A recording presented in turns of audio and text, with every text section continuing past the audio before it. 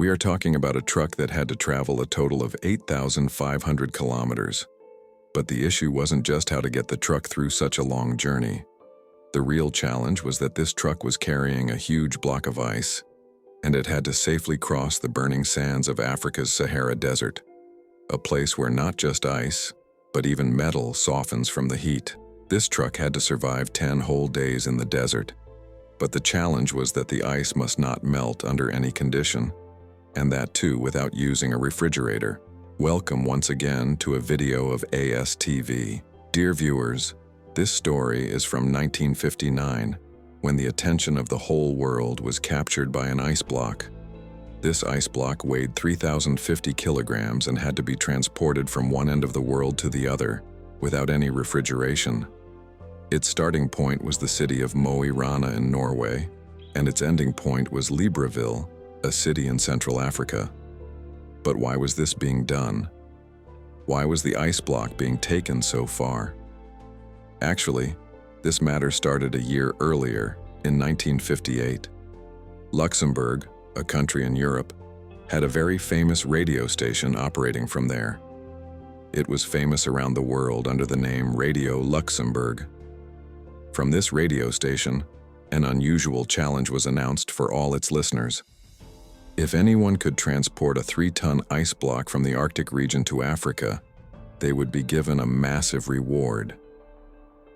Radio Luxembourg had decided that for every kilogram of ice delivered, 100,000 francs would be given, which today would amount to about $16,000.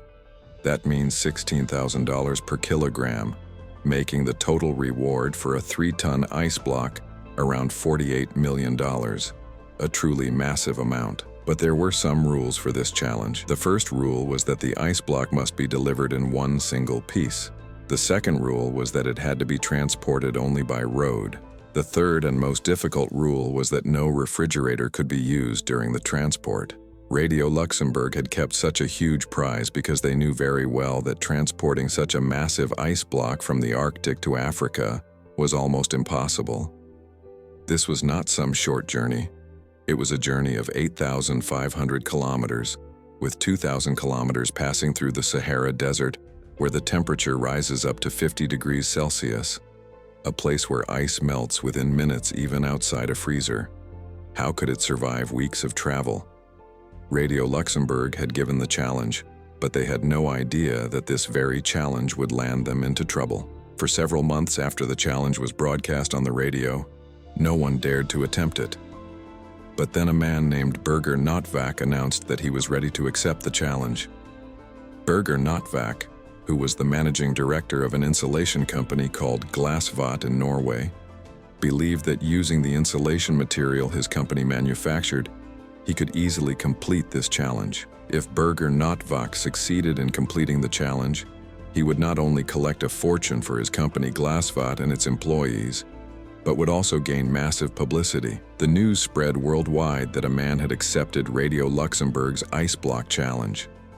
Notvak formed a team and began preparations to complete the challenge, grabbing the attention of newspapers everywhere. When Radio Luxembourg found out about the serious efforts being made to complete the challenge, they started fearing a massive financial loss.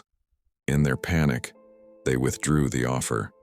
But despite the withdrawal of the prize money, Notvak decided he would still complete the challenge.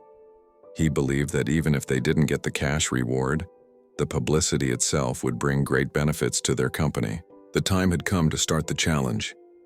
It was decided that the ice block would be transported from Mo i Rana, Norway, all the way to Libreville in Gabon, Africa. The journey would pass through Denmark, the Netherlands, Belgium, France, Spain, Morocco, and finally across the Algerian Sahara before reaching Gabon. Notvak's team included an engineer, 4 drivers, a truck mechanic, and 2 cameramen. They decided to cut the 3-ton ice block from a glacier, but lifting such a huge block at once was extremely difficult. So they cut 200-kilogram blocks and sent them down via helicopter.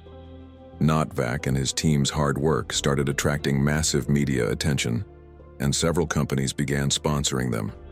Shell sponsored their fuel, and Snaya provided the container in which the ice block would be kept. The 200-kilogram blocks were refrozen together into a single 3,050-kilogram block.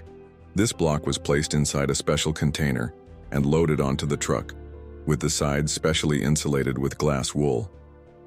After thorough insulation, on February 22, 1959, this incredible journey finally began. The early part of the journey was quite easy because the weather was pleasant and the roads were decent. Since this news had spread worldwide, wherever the truck and its crew passed through big cities, people welcomed them with cheers and slogans, boosting their morale. As they progressed, their publicity continued to grow. When the truck passed through Paris, the police gave them a special escort to navigate crowded areas. The mayor of Paris even hosted a dinner for the crew. After a week of travel, upon reaching Marseille, the truck was lifted onto a ship with the help of a crane, because they now had to cross a vast stretch of sea. Upon reaching the other side of the sea, the conditions were completely different. The truck was now on African soil where daytime heat was extremely intense.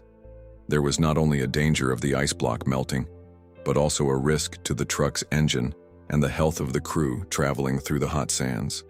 Besides all these dangers, there was also a security threat, because the region of the Sahara they were passing through was at war, with freedom fighters hiding in the mountains.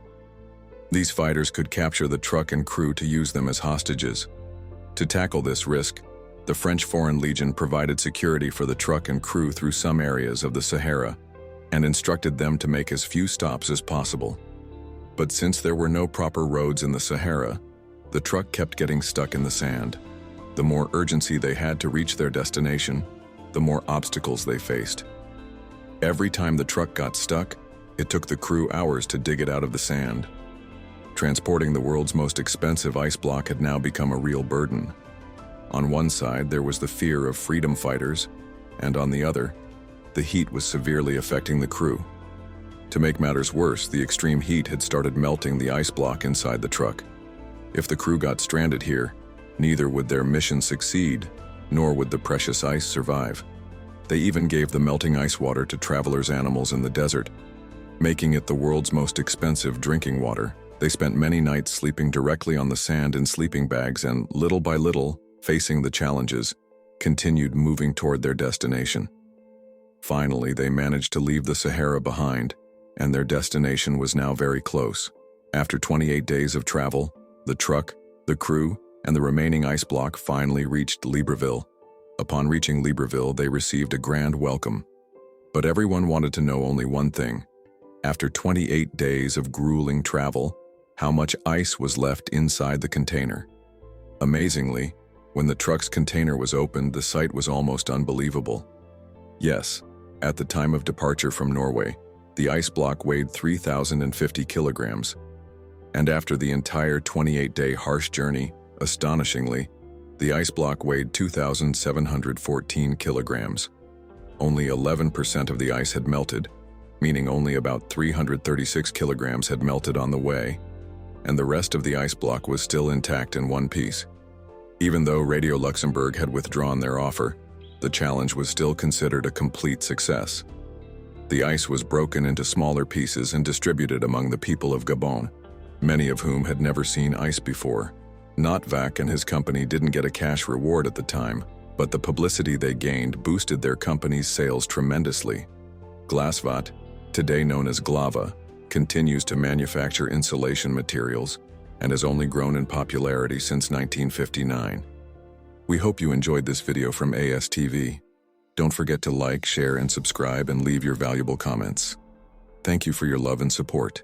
See you in the next amazing video.